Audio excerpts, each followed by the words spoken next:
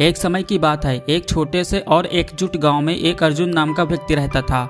अर्जुन एक दिल का साफ और साहसिक व्यक्ति था जो नई चीजों की खोज करने, विभिन्न वस्तुओं को ग्रहण करने और औरत बनकर घर के काम करना और क्रॉस ड्रेसिंग को एंजॉय करता था। उसकी खुली सोच और समाज की परंपराओं से बाहर निकलने की इच्छा से उसे पहचाना जाता था। गांव के बाहर एक छोटी सी दुकान थी जिसकी मालकिन खूबसूरत लड़की थी जिसका नाम रचना था। रचना एक ईमानदार और मिलनसार लड़की थी जो अपनी समुदाय से प्रेम और समर्थन से एक सफल व्यापार चला रही थी। उसका हमेशा से ख्वाब था कि वह एक जीवन साथी खोजेगी जो उसकी रुचियों को साझा करने में उसका समर्थन करे और उसे जीवन के सभी सुख दुख में उसका साथ दे। एक दिन अर्जुन कुछ सामान खरीदने ग्रीन साड़ी पहनकर मेकअप करके होठों पर ब्राउन लिपस्टिक लगाकर रचना की दुकान पर पहुंचा। जब वह दुकान पर पहुंचा तो रचना को साड़ी में देखकर वो उसका दीवाना हो गया और सामान लेकर घर चला आया। अब वह रोज सामान खरीदने के बहाने रचना को देखने जाने लगा। एक दिन वह सलवार सूट पहनकर सज धजकर रचना से मिलने गया। उसने रचना को अपने बारे में सब कुछ बता दिया। रचना अर्जुन की बात सुनकर हंसने लगी और बोली, अर्जुन तुम सचमुच में सबसे अलग और प्यारे हो। काश मुझे भी तुम जैसा मर्द से औरत बनने वाला, प्यार करने वाला मिल जाए। इसके बाद दोनों ने आगे की बातचीत शुरू की और अपनी अपनी कला, यात्रा और समान रुचि के बारे में बताया।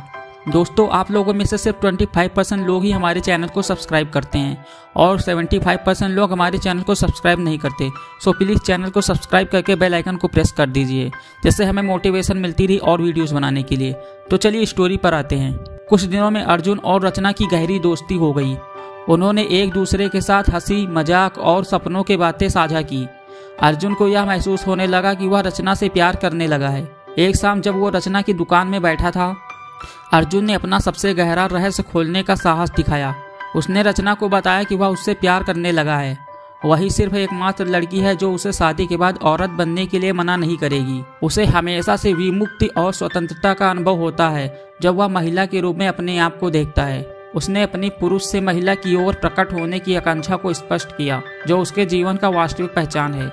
रचना हैरान होने की बजाय ध्यान से अर्जुन को सुनती रही और उसके अविचलित और परेशान मन को समझ लिया। फिर रचना बोली, अर्जुन मैं भी तुम्हें पसंद करती हूँ और शादी करके तुम्हारा सहारा भी बनूंगी, लेकिन शादी के बाद तुम्हें हमेशा के लिए मेरी पत्नी बनकर घर के काम करने पड़ेंगे और मैं दुकान संभालूंगी। अर्जुन ने कहा, औरत बनकर मुझे घर के काम करना पसंद है और मैं हमेशा तुम्हारी पत्नी बनकर घर के काम करूंगा। सच में तुम कितनी अच्छी हो।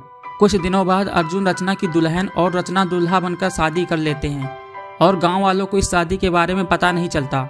धीरे धीरे समय के साथ उनके विवाह के बारे में गांव वालों को पता चल जाता है और उन्हें गांव के बाहर बस जाने के लिए कहते हैं। वो दोनों गांव के बाहर नया घर बनाकर खुशी खुशी रहने लगते हैं। रचना और अर्जुन का आपस में प्रेम देखकर गांव वालों के लिए उनकी प्रेम कहानी प्रेरणा का स्रोत बन गई।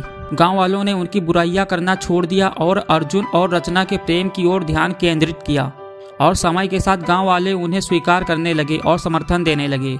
इस प्रकार अर्जुन और रचना ने न केवल अपनी खुशियों और समृद्धि को प्राप्त किया बल्कि उनकी प्रेम कहानी ने उनके गांव में एक पॉजिटिव परिवर्तन लाई।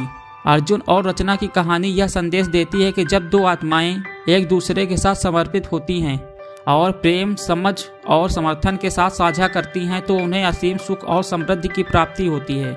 उनकी कहानी ने न केवल उनके जीवन में आनंद और खुशी लाई बल्कि उनके आसपास के समाज में एक परिवर्तन को भी जन्म दिया।